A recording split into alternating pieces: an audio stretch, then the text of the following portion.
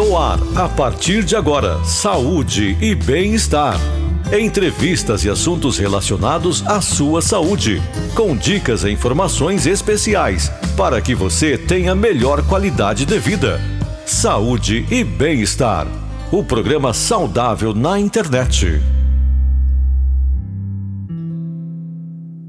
Olá, sou Paulo Wagner, estamos chegando com o nosso Saúde e Bem-Estar de hoje para falar de um tema, de um assunto bastante importante que você sem dúvida nenhuma deve estar muito atento no seu dia a dia e claro, com todas as pessoas que gostam, que a gente gosta e que está no nosso convívio. Vamos falar de prevenção ao suicídio, mas mais do que isso, vamos falar de valorização da vida. Esse é o objetivo, de valorizar aquilo que temos como bem maior, que é a nossa vida. Hoje quem conversa com a gente é o Ítales de Souza França, que é graduado em Psicologia, pós-graduado em Neurociências e TRI e mestrando em Neuropsicologia, que vai bater esse papo aqui com a gente. Vai falando sobre isso, né, Ítales? Mais do que falar, e obviamente quando você valoriza a vida e falarmos de valorização da vida, obviamente a gente também já está falando da prevenção ao suicídio. Seja bem-vindo. Obrigado, Paulo, mais uma vez pela confiança do convite. Parabéns aqui à Rádio Grande FM por trazer esse tema tão importante e realmente esse é o nosso objetivo aqui, valorizar a vida. E a gente poder falar sobre prevenção ao suicídio é extremamente importante, inclusive na data do dia 10 de setembro, que foi escolhida como o Dia Mundial de Combate ao Suicídio. Então é extremamente importante a gente estar aqui, mostrar que está tudo bem falar sobre nossas dores e buscar ajuda para que a gente possa aliviar, pelo menos um pouco, né, os desafios que a vida do adulto e do ser humano que está se desenvolvendo, que está aprendendo, ele mostrar para ele que tem uma saída. Sim. Muitas vezes parece que não, mas tem.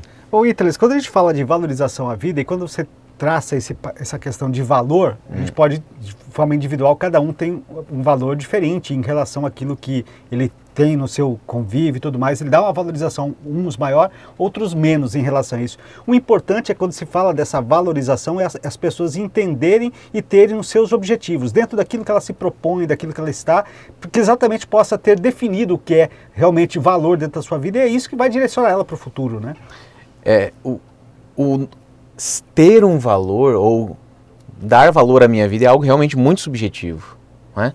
Muitas vezes você dá valor à sua vida por um motivo e eu dou valor à minha por outro motivo. Então, dependendo do que eu aprendi, como eu vivi, como foram as minhas experiências de vida, eu vou ou não valorizar mais a minha vida em relação a alguma outra pessoa. E não importa o motivo do porquê você vai valorizar a sua vida ou não. O que é importante é, quando você percebe que você não está fazendo isso, algo está errado. Você pode ter o objetivo que você quiser, pode ser completamente diferente de qualquer outra pessoa. Se você perceber que isso ainda não está sendo suficiente, é porque alguma coisa está errada e você precisa então buscar ajuda, seja de um amigo, de um familiar, né, de um profissional. A gente vai se aprofundar um pouco mais nos recursos, mas justamente isso, não importa. Quando a gente fala aqui de valorizar a vida, a gente não está querendo ensinar ninguém a viver. Exato. Não é? Só para mostrar que nós partimos dessa premissa, que a vida é valiosa. Sim. E de que vale a pena viver. Cada um vai encontrar o seu próprio motivo. Cada um vai buscar aquilo que faz sentido para a própria vida. Mas se nessa busca, se nesse viver eu não encontrar esse sentido, é porque alguma coisa está errada. Eu preciso de ajuda para poder ter mais recursos, mais ferramenta para encontrar. Sim. Quando a gente fala disso, talvez a gente possa até trazer alguns elementos que são interessantes em relação a isso. Você falou sentido da vida, a gente poderia substituir isso por esperança, a gente pode substituir isso por fé, que na verdade é aquilo que a gente se apega para nos levar a algum lugar, em algum momento. Acho que isso é importante. Quando se perde isso, é que aí é o ponto que você está trazendo como ponto de reflexão. Quando a gente perde essa esperança, quando perde esse sentido, quando perde essa fé em relação a determinados fatos, e aí pode ser materiais ou questão familiares, ou questão de sociedade, esse é o ponto que a gente precisa estar atento para não perder isso nunca na vida da gente, né? Mas infelizmente a gente pode perder. A grande questão é que muitas vezes, Paulo, a gente vai vivendo a vida e esses sentidos eles vão sendo dados a nós. Então as pessoas, os nossos pais, a escola, os nossos chefes, a sociedade como um todo, eles vão meio que nos fornecendo esse sentido. Sim. Então você vai crescer, você vai estudar, você vai se formar, você vai trabalhar, você vai se casar, você vai ter filhos, etc. Enfim, essa é mais ou menos a vida que se espera, né, que se diz que é anormal. Porém, quando minha vida ela se distancia um pouco daquilo que se espera ou dos sentidos que me foram dados, pode acontecer de me faltar esse sentido. E aí eu vou ter que encontrar por mim mesmo. E aí vai para um autoconhecimento também, né? Porque aí você vai ter que realmente... Porque entra os seus gostos, aquilo que você tem como pretensão, em termos de sonho, que às vezes não é o que os do seu entorno gostariam, Sim. que você, entre aspas, estaria frustrando essas pessoas, mas você Sim. tem que se importar com aquilo que você tem para si, né? Necessariamente você vai frustrar os outros quando você seguir por um caminho que não é o esperado por eles. Só que existem dois raciocínios aqui que a gente tem que seguir. Primeiro, existem pessoas boas e ruins que convivem com você. As pessoas ruins que se frustram porque você está decidindo coisas diferentes do que ela esperava, você não deveria se importar com elas porque necessariamente elas não esperam que você dê certo. Sim. Não é? E as pessoas boas, elas esperam que você decida algumas coisas, não porque elas não confiam em você, mas porque elas têm uma visão de mundo específica, e elas querem que você dê certo, e na visão delas, para que você dê certo, para que você seja feliz, você tem que seguir um certo caminho. Só que, ao seguir o seu caminho, talvez você perceba que seguir o que essa pessoa acha que você deve seguir, não vai te fazer feliz. Sim. Então você vai acabar decidindo seguir um outro caminho, e isso necessariamente vai frustrar essa pessoa. Mas não porque ela não gosta de você, mas porque ela acha que aquele caminho, ela aprendeu que é o melhor para ela. Então tá tudo bem você mostrar para ela que ela pode se frustrar, Sim. mas ela quer que você seja feliz. Sim. Logo, olha, tá tudo bem, eu estou sendo feliz, entende? Se você não entende por enquanto, se você não consegue o mesmo resultado dessa forma para a sua vida, tá tudo bem, mas eu estou. É importante que você possa deixar essa outra pessoa saber. Muito bem, a gente tem aqui, como mote, a gente até falou da abertura do programa, a prevenção ao suicídio, mas obviamente a gente vai focar muito na valorização à vida, mas a gente está passando e temos dentro desse mês essa questão de conscientização, de um olhar especial, né, para esse problema, que é um problema não só da nossa sociedade, mas do mundo como um todo, essa questão do suicídio. Eu queria que você falasse um pouquinho desse movimento, dessas campanhas que se tem nesse momento, qual a importância disso, porque às vezes tem aquele negócio, não devemos ficar falando tanto de suicídio, né? Qual a importância dessa alusão que se faz nesse mês e dessas campanhas que a gente traz para essa temática? A primeira coisa que é importante a gente se lembrar, Paulo, é que está tudo bem eu utilizar o termo suicídio, o nome suicídio, falar sobre a morte, e eu falar sobre isso não vai instigar a vontade de ninguém. Inclusive existem pesquisas provando isso. Não é porque você fala sobre o suicídio que você estimula alguém a cometer o suicídio. Certo? Sim. Muito pelo contrário. Percebeu-se que, ao eu perceber que você está num sofrimento, eu perguntar muitas vezes abertamente, claro, com uma sensibilidade, com uma preocupação, não é simplesmente ir com os dois pés no peito, né? Sim. Tá pensando em fazer tal, né? Mas você mostrar para a pessoa que você está percebendo que algo está errado, que você está percebendo que ela está em sofrimento e que você será ou pode ser uma via de escape, que ela pode se abrir, que ela pode conversar e pedir ajuda. Então, perguntar, falar sobre, foi então percebido que mais ajuda do que atrapalha. E pensando nisso, um mês inteiro é dedicado a gente poder falar sobre a prevenção ao suicídio, mostrar para quem sofre que pode buscar ajuda e mostrar para quem convive com quem sofre que está tudo bem falar sobre isso, perguntar sobre isso. Sim. E aliás, até no sentido até do que a gente só falou bastante aí da questão do sofrimento emocional. E aí, obviamente que quando você tem campanhas como essa, isso que nós estamos fazendo nesse momento, falando sobre esse tema, dá a essa pessoa também a preparação para isso, porque não é fácil você lidar com alguém do seu convívio que você identifique que esteja passando por uma situação como essa, e volta até um pouco antes. Como identificar que aquela pessoa que convive com a gente está passando por um sofrimento emocional? Porque às vezes a pessoa tenta disfarçar isso, né? Às vezes ela não quer entregar para o outro aquele momento de fragilidade emocional. E a gente precisa entender nas entrelinhas que aquela pessoa está naquilo. A pessoa emite sinais de que tem algo diferente com ela? Sim. De forma geral, Paulo, funciona assim. Quando você convive por muito tempo com alguém, você começa a conhecer ela. Talvez você não consiga descrever num papel todas as características e qualidades ou defeitos dessa pessoa, mas inconscientemente de forma subliminar, você consegue entender se a pessoa ela está feliz, se ela está triste, se ela está com algum tipo de problema. Mas fora a parte inconsciente, a parte indireta, a parte que não é tão objetiva assim, o que você observa numa pessoa que provavelmente está passando por um sofrimento? Você vai observar mudanças de comportamento muito brusca. Então a pessoa era sociável, do nada se isolou. Ela gostava de fazer algum esporte, parou. E não tem uma justificativa, não tem nenhum tipo de explicação, a pessoa simplesmente começou a deixar de fazer coisas que ela gostava de fazer.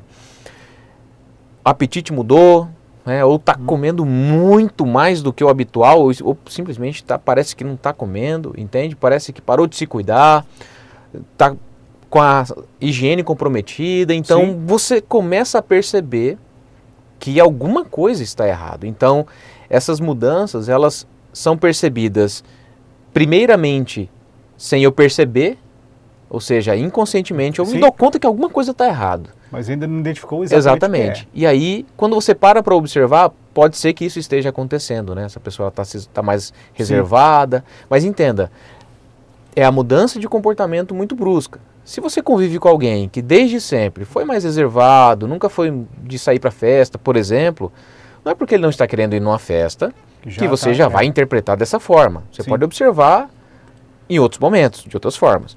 Só que quando a pessoa ela tem um certo padrão de comportamento e ela mudou, e mudou aparentemente para pior, vamos dizer assim, né? Está se isolando mais, está se cuidando menos, aí você vai dar uma atenção melhor. Aí eu queria falar sobre a abordagem, porque já a partir do momento que a gente faz essa identificação, é importante, eu queria que o senhor falasse sobre isso, de que forma a gente deve agir com essa pessoa, porque eu estou imaginando aqui a pessoa que vai caminhando por esse processo, ela já está indo inclusive para um processo depressivo, e aí a gente tem muito aquela questão de as pessoas quererem dar ao outro, não, mas depressão tá porque a pessoa fica o tempo todo parada, né? Começa a querer dar atividade para essa pessoa, levar a pessoa às vezes para lugares que talvez ela não se sinta bem, e a gente, entre aspas, acaba forçando determinadas situações com o propósito de fazer o bem, de tirar aquela pessoa daquela situação. Queria que o senhor falasse um pouquinho de como a gente deve ter cuidado nessa abordagem de um enfrentamento verdadeiro com essa pessoa que está nesse sofrimento emocional.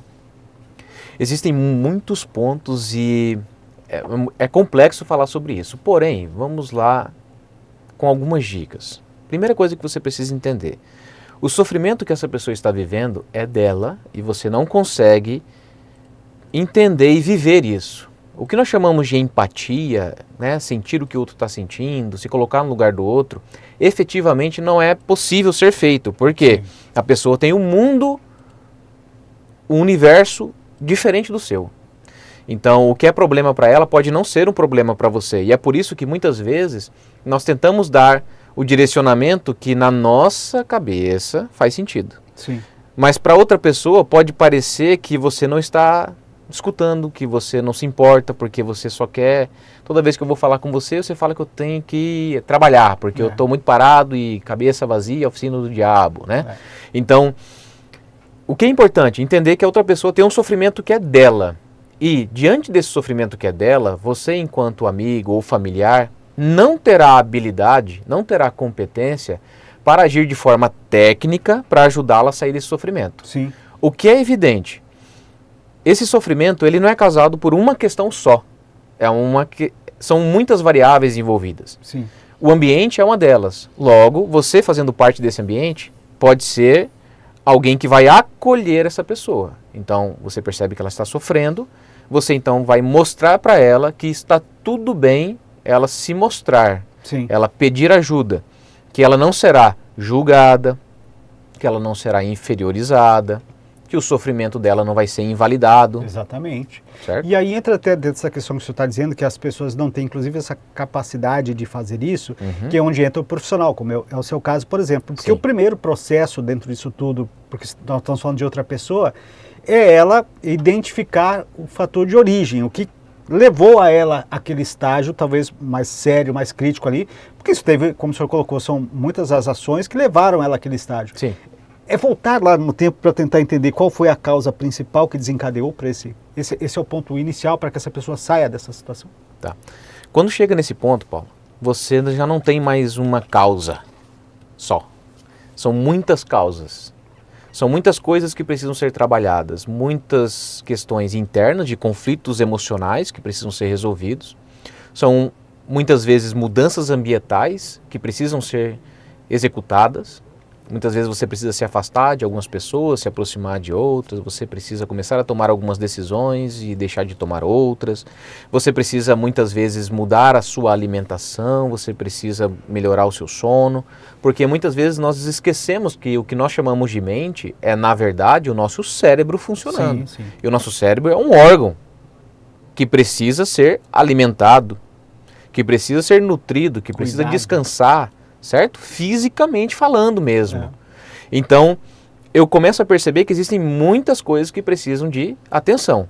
Agora, emocionalmente falando, quando você procura um psicólogo, você vai tratar o conflito e ele já não é mais uma coisinha só, mas uma cadeia de eventos que foi se acumulando, que foi se tornando cada vez mais complexa.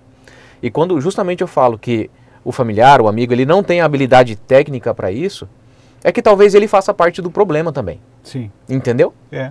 Então você vai ajudar ele a procurar alguém para que ele se sinta confortável de falar sobre qualquer coisa, sobre quem quer que seja, com qualquer palavra, para que ele possa então resolver um conflito que sozinho e naquele ambiente ele talvez não esteja conseguindo. A sociedade contemporânea hoje está muito cheia de problemas psiquiátricos e psicológicos por tudo aquilo que cerca o nosso ambiente, a forma de trabalho, as nossas relações, são redes sociais, são muitas comparações que se faz. Então hoje é perfeitamente possível que muitas pessoas que às vezes nem entendem, mas precisam das chamadas terapias. Queria que o senhor falasse sobre isso, do quão importante é a gente se colocar nessa condição. É preciso ter um acompanhamento de avaliação. A gente fala muito sempre aqui no nosso programa de diagnóstico precoce, né? Nós também, para evitarmos chegar numa fase mais crítica em relação a problemas psicológicos, do quanto antes a gente procurar ter esse acompanhamento e de cuidado com a nossa mente é fundamental para que a gente possa ter sucesso e levar uma vida de qualidade, né? Sim. O que é evidente é que quanto mais cedo se perceber e começar a resolver, mais fácil vai ser. O que acontece, Paulo, é que nós todos queremos estar certos, queremos estar bem, queremos ser a referência, e quando aparece um problema como esse, eu acabo quebrando essa fantasia que eu tenho, né, de que eu sou o super-homem, que eu dou conta dos meus problemas sozinhos. E como eu gosto de falar, especialmente com as pessoas, os clientes que me procuram, é que assim, quando você precisa de uma orientação jurídica, você procura um advogado. E está tudo bem, você não acha ruim com isso. Quando você precisa de uma orientação contábil, você procura um contador. Quando você precisa de um cuidado físico, você procura um médico, um nutricionista. É a mesma coisa quando nós precisamos de um cuidado mental. O problema é que é tão abstrato, tão difícil, que... E existe tantos mitos, né? Então quem procura o psicólogo é louco, é uma pessoa que é desequilibrada, que não dá conta da própria vida.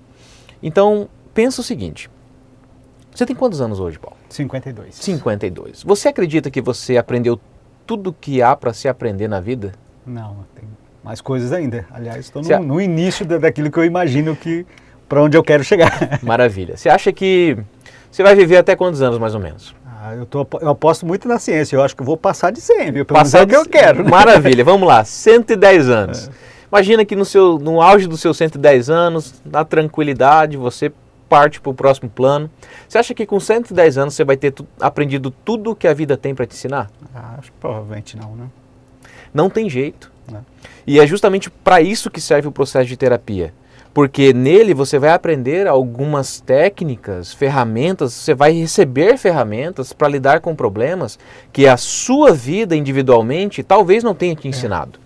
E o que as pessoas muitas vezes não percebem é que é o seguinte, hoje você tem 52, certo? Certo. Você tem uma forma de ver a vida.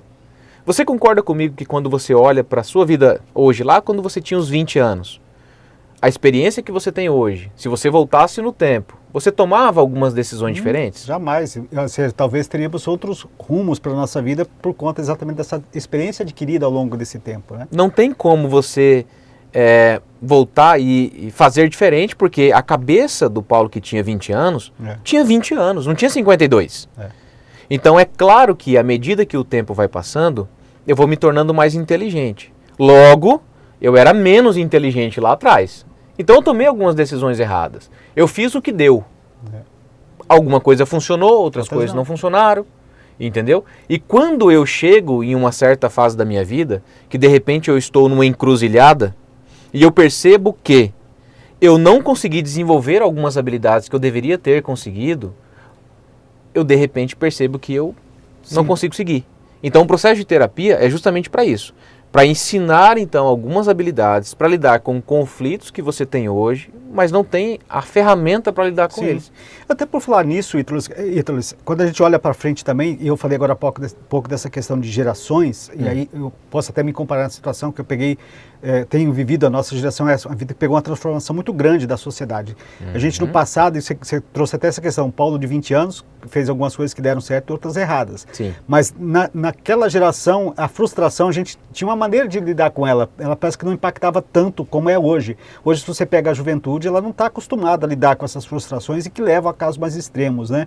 Ou seja, como preparar os nossos filhos, essa nova geração, porque o mundo é cruel. Você sai lá fora, você se depara, às vezes, muito mais com frustrações do que com conquistas, né? Sim. Não parece para você, dentro do que você trabalha no dia a dia, que hoje essa sociedade está lidando muito mal com essas frustrações que a gente tem no dia a dia? Eu atendo adultos, Paulo. Então, assim, eu não tenho um ponto de referência em relação à infância e adolescência. Mas eu posso dizer o seguinte, que é um desafio enorme para o pai e para a mãe conseguir ensinar ao filho algo que ele aprendeu a duras penas, só que sem necessariamente fazer com que o filho passe por aquelas mesmas penas que ele passou. Então, você pensar assim, eu aprendi a ser responsável passando por essa dificuldade na minha vida. Só que eu não quero que o meu filho passe por essa dificuldade. Como é que eu ensino a responsabilidade para ele, sem necessariamente fazer com que ele passe por essa dificuldade? Então, essa é a dificuldade dos pais, especialmente dos pais atuais. Sim. Porque tem mais condição, tem mais condição financeira, condição de fornecer conhecimento, não é? Mas muitas vezes não tem a habilidade, porque também não teve. Não teve esse ensinamento, não passou por isso. Então, a habilidade que ele tem é de reproduzir o que aprendeu. Se eu não for reproduzir, eu tenho que fazer algo diferente. Mas o quê? Então, até nisso, um processo, por exemplo, de terapia pode ajudar. Especialmente quando esse pai, essa mãe, observar que ela deveria ou ele deveria estar fazendo algo em prol dos filhos e por uma dificuldade dele ou dela, não está conseguindo. Sim. Entende? Eu percebo que o meu filho, ele depende de... Ele gosta de abraço, gosta de carinho, mas eu não sou de fazer isso, eu não sei, eu até empurro. Calma, então vamos tratar isso. Entendeu? Por quê? Porque isso pode gerar um problema. Sim. Não se preocupe, o seu filho vai traumatizar em algum momento, tá? Não tem como você criar um ser perfeito. Você colocar dentro de uma bolha, né? E aí, se você fizer isso, ele quebra antes do prazo. Né? Não tem jeito. Você vai ter que permitir que as crianças e os adolescentes vivam algumas frustrações, porque como você mesmo comentou, o mundo é cruel. Então, ele vai levar porrada aqui fora, e é importante que ele crie essa resistência durante os primeiros anos de vida. Só que é uma resistência controlada. Então é o deixar cair, só que se você vê que vai morrer, você segura. Entendeu? Entendi. É perfeita a sua... E quando a gente te escuta falando sobre isso e entendendo um pouquinho todo esse processo, aí você vem a questão da terapia, a gente falou lá no início de pessoas que chegam em um estágio mais crítico, que é quando a pessoa, por exemplo, diz, olha, tudo que eu tenho para fazer, o problema que eu estou passando não tem saída, não tem solução. É importante a gente também trazer essa mensagem que tem, né, Ítalo? Talvez não tenha a solução que talvez a gente esperava ou queria, mas todo problema tem solução. Então, ou seja, essa frase, isso não tem mais solução, não tem mais saída, não deve fazer parte do nosso pensamento, né? Paulo, eu acredito que se a gente puder lembrar de uma coisa dessa nossa conversa, deve ser isso que você acabou de falar, especialmente o ponto de que, muitas vezes, a saída ela não é exatamente aquilo que eu gostaria que fosse. Ela existe, mas às vezes não é aquilo que eu gostaria que fosse. Então você termina um relacionamento e você acredita que a única saída para o seu sofrimento seria voltar com aquela pessoa. E às vezes voltar não faz mais sentido. Às vezes não faz mais bem para você. Às vezes aquela pessoa não quer mais você na vida dela. Exato. E aí na sua cabeça a única saída para o seu sofrimento seria retornar para aquele relacionamento, mas isso não vai mais acontecer, e aí nesse momento você começa a cogitar soluções drásticas, não é? Então, realmente, para todo sofrimento tem uma saída. Muitas vezes pode demorar mais do que você gostaria que demorasse. Muitas vezes vai exigir de você decisões que você gostaria de não ter que tomar. Muitas vezes vai te mostrar que você tem algumas incompetências, coisas que você não aprendeu e terá que aprender para sair daquela situação. E uma das coisas que mais acontecem é que, quando a gente está num buraco desse, a gente não vê mais a luz. E não é que você acha que não tem saída, você acredita piamente que não tem saída. É uma verdade para você. Sim. Só que nesse momento, para todo mundo que está nos escutando, é importante se lembrar que isso é um aprendizado. Essa ideia de que não há saída foi construído na sua cabeça, por você mesmo, tá? Sim. Sem você perceber. E se foi construído, pode ser reconstruído. Só que precisa de tempo e esforço para isso. E para aqueles que rodeiam essa pessoa, muito apoio, compreensão, incentivo, né? Mas para quem está nessa situação, necessariamente, tem a saída. Pode ser que a saída que você já tentou, por exemplo, muitas vezes a pessoa ela já procurou um profissional. Sim. Ela já tentou tomar uma medicação e não funcionou. Ela já tentou uma terapia e não funcionou. Só que eu não falo por todos os psicólogos, você entende? Sim. Se a pessoa, por exemplo, passa por um atendimento comigo e não funciona, não quer dizer que a terapia não funciona. Se a pessoa passa por terapia comigo e funciona, não quer dizer que eu sou mágico. Sim. Você entende? Entendi. Então, se você procurou uma solução e não funcionou, procura uma alternativa. Procura um profissional diferente, procura uma segunda opinião. Entende? Então, existe essa saída. E eu já vi pessoas que tinham essa visão de desesperança recuperarem a esperança. Sim. E elas, ao recuperar a esperança, perceberam que tinha muito trabalho pela frente ainda, mesmo assim. Mas pelo menos continuaram e deram tempo para que ela pudesse se recuperar e se fortalecer o suficiente para dar o próximo passo. Às vezes, você ainda não é capaz de dar o próximo passo e está tudo bem. Se fortaleça um pouco mais. Dar um passo atrás para dar depois dois à frente. Acho que talvez é importante isso, né? Exato. E a gente falava dessa questão de, às vezes, não é a saída que eu gostaria, e está tudo bem você resolver o problema por outra saída, que é exatamente o que elas estão falando. De repente você muda a tua rota, mas você vai encontrar um caminho alternativo que talvez vai te levar ao resultado final, que é a tua qualidade de vida, de você estar bem consigo mesmo. Para a gente fechar, o papo é bom e o tempo passa rápido, né, Ítales? Claro. E quando a gente fala dessa questão de nós estarmos atentos a tudo no nosso entorno, como é que está a nossa saúde mental, a nossa qualidade de vida, o que você daria de dica para o nosso dia a dia? De que forma a gente pode direcionar a nossa vida, as nossas responsabilidades, nosso lidar com a família, com os amigos, com o emprego, com a sociedade, para se manter minimamente saudável de acordo com a nossa mente? Tá.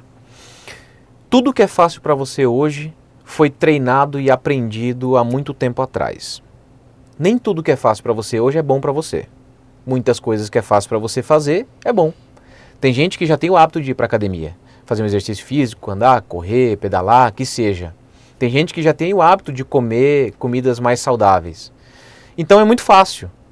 Agora, talvez você tenha facilidades que foram construídas ao longo da sua vida que não são tão boas para você. Sim. E aí, na vida adulta, você percebe que precisa mudar alguns hábitos, precisa mudar alguns comportamentos. Então, não espere ter vontade. Você precisa entender que algumas coisas precisam ser feitas porque tem que ser feitas. Sim. E se lembrar que nós, seres humanos, somos seres psicossociais. Somos biológicos, ou seja, tem o seu corpo, são células palpáveis. Se você colocar no microscópio, você vai ver ali você, a célula. Então precisa ter uma boa alimentação, bom sono, descanso, psicológico. Então existe uma parte abstrata, que é o produto do funcionamento do meu cérebro, que também precisa ser cuidado. Então eu tenho que aprender coisas novas e boas, conviver com pessoas boas, e aí entra o aspecto social. Estar num bom ambiente. Se eu não estou, vou aos poucos buscando me inserir em ambientes melhores, me afastar daquilo que me faz mal. Então, nos vê de um aspecto mais geral. Muitas vezes, quando a gente tenta resolver um problema e foca só numa solução muito específica, ao ignorar esses outros itens, eu acabo não percebendo que a minha jornada está muito mais difícil, e não é porque eu tenho que me intensificar cada vez mais naquela questão, mas porque eu tenho que, como você mesmo disse, dar um passo para trás, olhar um pouco mais distante. Sim. E verificar se não tem uma outra variável que eu poderia mudar só um pouquinho e facilitaria a minha jornada, entende? Perfeito. Ítales, quero agradecer novamente você estar aqui com a gente, já figura carimbada aqui, já esteve em outras oportunidades e certamente voltará, porque tem conhecimento muito interessante para passar para a gente. Seja sempre bem-vindo ao nosso Saúde e Bem-Estar. Muito obrigado mais uma vez pelo convite, obrigado pela atenção de todos e sempre que você convidar eu vou estar por aqui. Com toda certeza. Espero que você tenha gostado. Compartilhe esse conteúdo através do nosso Facebook, através do nosso canal no YouTube. É importante que esse assunto chegue a outras pessoas e sempre aquilo que disse aqui o Ítales para a gente, sempre, não importa qual seja o problema, não importa qual seja a dificuldade, para tudo tem a solução e o que a gente quer é que você encontre isso através sempre de uma boa reflexão e, claro, se precisar, no acompanhamento adequado. Um abraço, até o nosso próximo programa.